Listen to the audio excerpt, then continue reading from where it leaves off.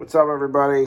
I saw a lot of other people had reviewed this Ryobi door hinge jig for radius cornered door hinges. It's available for purchase at Home Depot. It's like 24 bucks. So if you got door hinges that look like this, it's got these radius corners.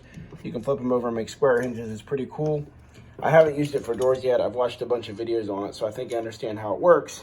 The most common question on everybody's YouTube video is, I see this does a great job making the mortise recess for the door hinges on the door, but what do I do about my door jamb? Well, I'm not a pro or anything, but I'm working on this 1890s farmhouse, and we're replacing the door. And as you can see, I'm never done this before, but I'm managing to make some pretty decent recesses. And I did it using this this tool. So I'll tell you what I did. First thing I did is I went to Home Depot and bought this Ryobi palm router. Some people call them a trim router. I have a full-size scale plunge router, but it's so big, it's very hard for me to use with precision in doorways and stuff like this. I really don't like it. This one's cordless. There's nothing to get hung up. It's really, really easy to use. The other thing you need to know about this too is the jig here. It comes with this this bit. It's actually got storage for it right here, which is nice.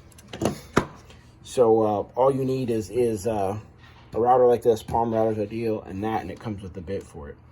So what I did is I do have a table saw, which was very useful in this project, but I measured the width of my door, went out and grabbed a scrap piece of wood, and I ripped it the exact same width as the door. And then instead of setting this jig on the door like I would to do recesses for the door part of the hinges, I set this contraption up widthwise on the strip that I ripped. And I think you can kind of tell what I did there. So I set it on there, I routed it out. The bit that they include is only going to go down, I think its maximum depth is like a 1/2 inch or something. And this is, I guess is 1 inch. Pine, hardwood would be ideal just because this gets so flimsy where it's thin. But you can see from the cut marks here. So you take your initial cut right here, which is 1/2 inch. And then once you do that, you can take that jig off, because when you put your trim router on here, because it has that roller guide, very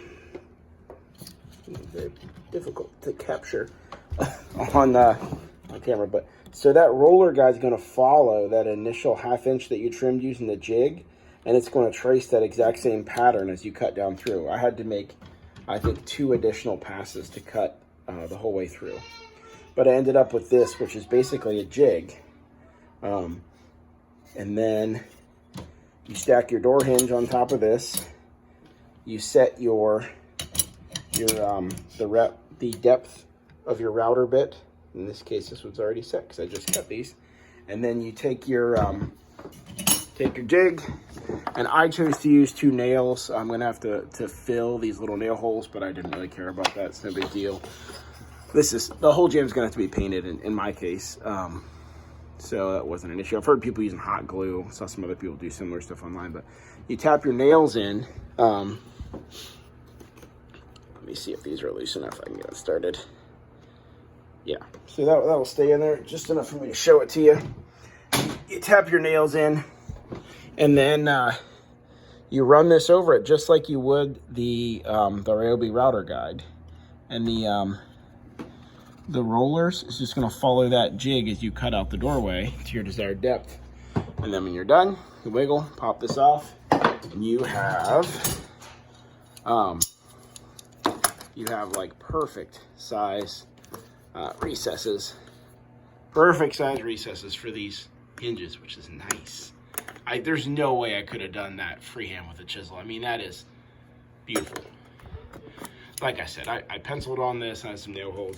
I'm gonna have to paint the center, but so to all the people commenting on all these YouTube reviews of the Ryobi jig for the door side of the door hinges, yes, you can use this to make a jig that will give you these perfect door frame mortises. Some people call them recesses, pockets, whatever. You just need a piece of scrap lumber and having a Table saw really helps because you have to rip like probably a 1 foot long piece really to get the stability you need. So I'm gonna keep working on this. I don't feel like I need to make a review of the tool itself. There's so many on YouTube. It's a great tool. It makes perfect little mortises. Like everybody else says in the reviews, do not lift the tool out of it while it's still running, as I found out right there, you can see. And if you go a little too deep, you can nick the tool like I did there. But fortunately, you can nick that clamp, and all it's doing is weakening the clamp. It's not actually going to affect the, this is where your router runs. You can see I've done a few with this. You can see signs of wear, but it's not like it's torn apart. You could do a lot more doors with that. So yes, this is a great tool. Get it for your doors, definitely. And if you need it to do your door jambs, it is awesome for that as well. Like I said, there is no way you could do that good of a job freehand. And in fact, this is where I tried to do it kind of freehand before I was like, no, I'm gonna try this jig method. So, and this is the one that I did just using that jig. As you can see, they are darn near perfect. So hopefully that helps some of y'all out. Go out, get the jig, like, comment, subscribe, and all that stuff.